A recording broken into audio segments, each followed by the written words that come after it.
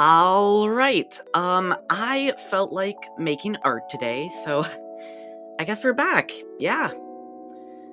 Okay, so if you're wondering what we will be doing today, I essentially want to show you guys how to make expressive poses. Now, okay, there are a lot of elements to a pose. And you can still be a good artist and not be good at making really nice poses. And this is only something that I recently figured out how to do.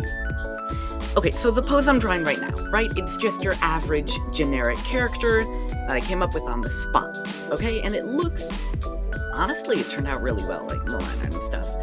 And looking at the pose, you see, okay, there's like not really much going on, and that's a thing that I see a lot in other people's drawings. Like, oh, hands behind the back, which is fine, yeah, but like, it's not very interesting, and the legs are just straight out, and it's symmetrical. And now this still looks like good art, I get that. It's fine if you want to do this, and I respect that, but in my head I'm thinking, wow, this is boring as hell, you know? Respectfully, boring as hell. So, you might be wondering now, okay, if that's boring, then how are you supposed to make a drawing less boring? Well, that was a very boring way to say that. And that's what I'm going to be showing you today. And rambling on, as usual. As usual, we are not scripting this, so enjoy the chaos. Anyway, yeah, and now as you see, I'm still using the same character. This is the same character that I just drew. But it's a lot more dynamic of a pose and has terrible line art. Because, wow, ignore that. Okay. But as you can see, we made it a lot more interesting. As in, I added wind, which is affecting the character. I turned them a little bit, because, like, straight on is fine, but, like, 3/4 view, if you've heard of that before, is a lot more interesting. And all this stuff, you know, the character isn't symmetrical, all this stuff makes the pose better. And keep in mind, this took me, like, 10 minutes to make both poses. It doesn't take that long to make a really good thing. And there are a couple of reasons that I haven't just mentioned about why this is more dynamic and how you can actually make your poses better. And I'm gonna get to that as soon as well, I didn't cut this video right anyway, so I'm just adding extra dialogue to fill that in. Okay, so nope, there's still more. Yeah, I did not cut this right. If you feel like it, you can skip ahead a little bit, but oh, no, we're here. Okay, so to add life to your poses, there's a couple of things. And first off, the best way to do that is... What am I doing? Get to the point! Get to the point! Okay, anyway, there are a couple of ways to add life to your poses, and 3, essentially, that I just came up with on the spot while filming this. And number 1, which is, in my opinion, pretty goddamn important, it's the expressions, okay? So, like, you might be drawing a really nice character, okay? It's a good drawing, and then you add an expression like this, you know? Look at that. Look at this expression right here. That is a juicy expression. You can tell, okay, they're angry, and like cross-eyed, you can really tell, and it's very dynamic. But then, you look at this other drawing right next to it, and you can still tell they're angry, but it's boring as hell. And look at that. That's, like, not very interesting. So, expressions are important. Another thing, which I still barely understand, is the line of action, or LOA, as I like to call it, because I'm too lazy to say line of action continuously. So, in a character, this is essentially, I like to think of it as balancing a character out. Like, for example, stand up right now. Okay? Are you standing? Get out of your little beanbag or gamer chair, you little lazy boy, and stand up. Now, hold your arm out to the right, or try and balance on one leg while doing that. You're balancing right now. This is your line of action, and the line of action is like the top of a character to the floor. And essentially, if your character doesn't have a good line of action, they're not going to be balanced and the pose doesn't look right.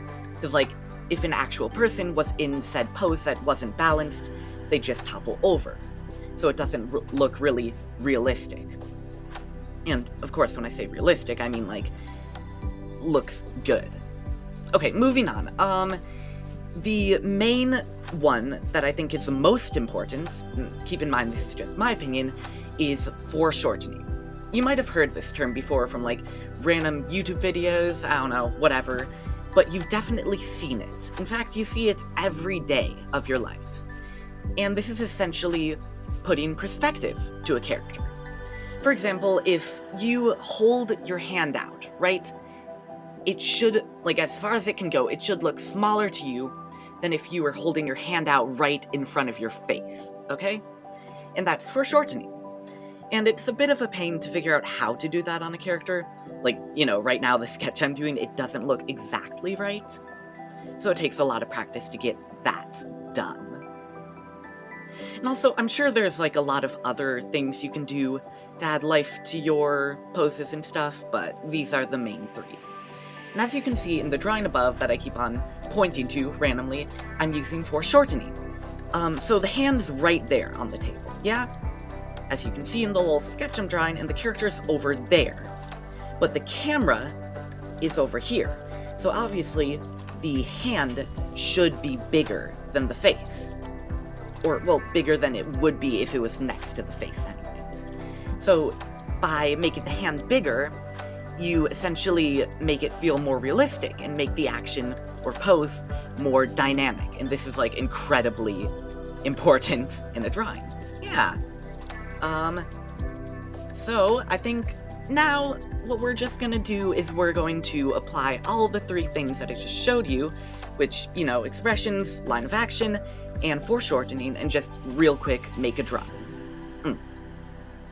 Okay, little thing. When I make a drawing that, you know, I find important, what I like to do is I like to make a thumbnail first. And this is essentially a really quick sketch with... I don't use an eraser. Do not use an eraser. If you do, I will end your life. Because, like, you're supposed to be experimenting only to try and figure out what you like about said whatever drawing thing. You get it. And essentially what I'm doing right now is I'm trying to experiment with a pose that can use foreshortening and have, like, a nice line of action to keep it balanced. Oh, and also I made, like, a random suspenders guy. So at this point, I'm kind of, like, balancing the pose out, blah blah blah. And as you can see, when I drew the torso, I had the shoulders at one angle and put the, like, bottom half, the waist and stuff, at another angle, because this helps remove the symmetry to a character. Now, you might be thinking to yourself, oh, symmetry, that's good, right? I mean, in some poses, sure, it's okay, but, like, if you use it all the time, it's really, really boring. Oh, and, you know, then I mess around with the expression for, like, 2 minutes, because I'm a maniac. And as you can see, expressions are really important. Like, if you have a really nice drawing, really crappy expression, you can tell it's bad. Okay, and as you can see right now, just working on the sketch still, this part usually takes me a while, and remaking the hands constantly. Hands suck. If you want, I can probably make a video on how to draw hands, but yeah. Maybe later, when I feel like torturing myself. Anyway, we're moving on to the line art, and as you can see, I'm using a very thin line art. You don't have to do this. It's up to you, whatever thing you try and do, like, make it whatever. This is just my style of whatever. Okay, and as you can see, well, I didn't do it here, but if you really want to, when you're foreshortening, again, God, when you're foreshortening, you can make the line art for the stuff that's closer to the viewer. You can make it thicker to increase that, like, perspective kind of thing. Okay, that looks pretty good, and now we're moving on to the drawing, and I, once again, using Ohuhu markers. Every time I pronounce that, it's so weird. Um, yeah, and just like essentially using a mix of grayscale and regular markers just to give it a nice feel. I still want the post and the colors to be vibrant, so I'm, adding like, variation to whatever. Oh, and when you are, little extra tip for y'all out there, when you are coloring in the line art, what?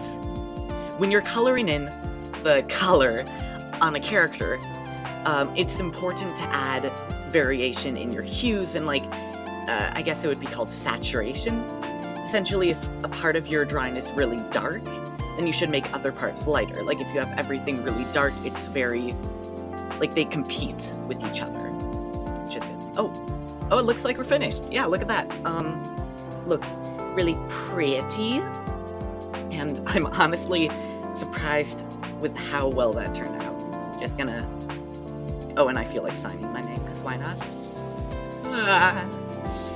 Anyway, I hope that you enjoyed this little tutorial told by a high schooler who has no art experience except for lessons or anything. Anyway, as you can see, there's expression, foreshortening, line of action, and it looks pretty juicy. So I don't know when this video ends, so